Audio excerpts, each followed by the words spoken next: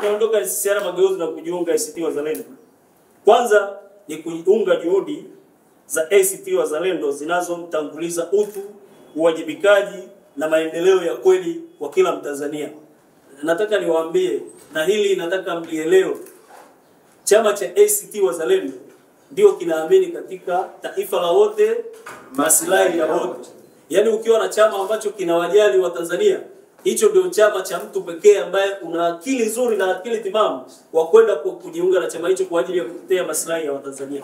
Kama kweli chama una dhamira ya kweli ya kutetea maslahi ya Watanzania, una kila sababu za kuhakikisha unatafuta chama ambacho kinaamini katika maslahi ya wote na taifa la wote. Ndio maana nimejiunga na chama cha ACT Wazalendo. Lakini pia nimevutiwa na jitihada za ACT Wazalendo kuwalea vijana kiuongozi na kuwapa jukwaa kuonyesha uwezo wao. Sasa hii ni siri na wapi. Naomba muiandike vizuri, waandishi wa habari.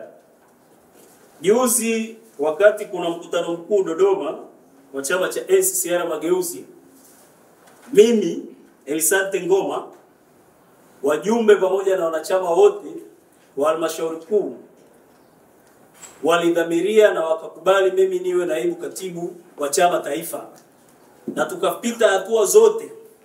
Lakini kwa sababu tu ya kwamba ni chama ambacho wakiangalii katika vijana, kuinua vijana kuonyesha uwezo wao, niliitwa dakika za jioni kabisa, nikaambiwa tunaomba, kuna mzee fulani amegombea nyakati nyingi, mpishe awe naibu katibu mkuu. Na nataka kuwaambia wajumbe wa halmashauri kuu wamechukia kweli kweli, na wako tayari kujiunga na ACT Wazalendo, na tutawaleta, kwa sababu ni chama ambacho kimeshindwa kuwainua vijana, kimeshindwa kusimama kuhakikisha vijana wanaonyesha uwezo wao. Kwa hiyo nimeangalia nikaona ACT Wazalendo ni jukwaa sahihi ambalo linaweza kuonyesha vipaji na kawapa nafasi vijana kuonyesha uwezo wao na kuisaidia